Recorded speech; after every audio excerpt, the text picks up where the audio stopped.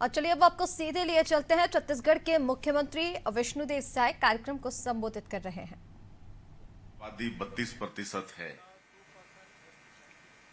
हमारा ये जनजातीय समाज अपने अतीत को याद रखता है और इसकी जड़ें हमारी पुरातन परंपरा में भी मिलती हैं। मृतकों की स्मृति में पाषाण स्तंभ खड़े करने की परंपरा हमारे जनजातीय समाज में है। समाधि बना के रखते हैं। यह सुंदर परंपरा बताती है कि जनजातीय समाज याद रखता है कि आज जो हम हैं हमारे पुरखों की वजह से हैं। उन्होंने जो मेहनत की, जो श्रम किया, उससे हम अच्छा जीवन जी रहे हैं। हम उनके योगदान को कभी भूलते नहीं। लिखने की परंपरा तो बाद में आई, लिपि का आविष्कार बाद में हुआ, लेकिन हमारे लोकगीत तो न जाने कितने पुराने हैं। सदियों से पीढ़ी दर पीढ़ी हम इन्हें सहेज कर आगे बढ़ाते रहे हैं। सुंदर नृत्य के माध्यम से और संगीत के माध्यम से हमने अपनी परंपरा को संजोए रखा है। हमारी जनजातीय संस्कृति प्रकृति पूजक संस्कृति रही है।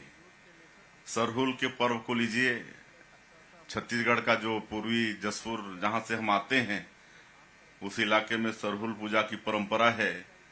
जब साल के पेड़ों में फूल आ जाता है तब ये सरहुल पूजा हम लोग मनाते हैं। ये प्रकृति की पूजा है। प्रकृति हमको इतना कुछ देती है, इसके बदले हम प्रकृति के प्रति कृतज्ञ होते हैं और उसके परिणाम स्वरूप ये पूजा हम लोग मनाते हैं। आज पूरी दुनिया जलवायु परिवर्तन की गंभीर चुनौतियों से गुजर रही है और ऐसे में प्रकृति का संरक्षण बहुत जरूरी हो गया है। तो हमारे लिए जनजातीय समाज द्वारा सिखाई गई बातें और भी महत्वपूर्ण हो गई हैं।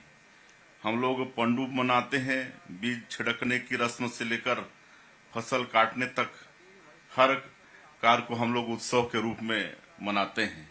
यहाँ तक कि आम का जब फल आता है तो उसको खाने के पहले भी हम लोग पूजा करके रस्म, चाहे महुआ है, कोई भी नया फसल आता है तो पूजा करके तब खाने का शुरुआत करते हैं। ये हमारे जनजातीय समाज में ये परंपरा है और इसका ये अर्थ है कि हमारी संस्कृति सबको फूलने और फलने का मौका देता है।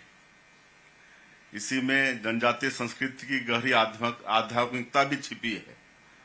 प्रकृति को सहेज कर प्रकृति के अनुकूल जीवन जीना, बड़े छोटे का किसी तरह का भेदभाव नहीं, स्त्री पुरुष में किसी तरह का भेदभाव नहीं, सब बराबर हैं और प्रकृति का उपहार सबके लिए है। ये जनजातीय समाज में ये परंपरा कूट कूट कर भरा है। हमारी जनजातीय परंपरा माता सबरी की परंपरा है। सूर्य नारायण के पवित्र तीर्थ में उन्होंने भगवान श्री राम को जूठे बेर खिलाए थे। माता सबरी की कथा प्रभु श्री राम के जनजातीय लोगों से गहरे जुड़ाव के तथा जनजातीय लोगों के श्री राम से अपार स्नेह की कहानी है। प्रभु श्री राम ने अपने वनवास का 1 दशक हमारे छत्तीसगढ़ में बिताया, जनजातीय लोगों के बीच बिताया। यह हमारी समृद्ध संस्कृति का हिस्सा है और हमने राम कथा से जुड़ी हर स्मृति को सहेज कर रखा है। अपनी सुंदर संस्कृति को बचाने के लिए, सहेजने के लिए ही हमारे आदिवासी नायकों ने आंदोलन किए। भगवान बिरसा मुंडा का शौर्य हमें हमेशा जीवन में साहस की राह दिखाता है।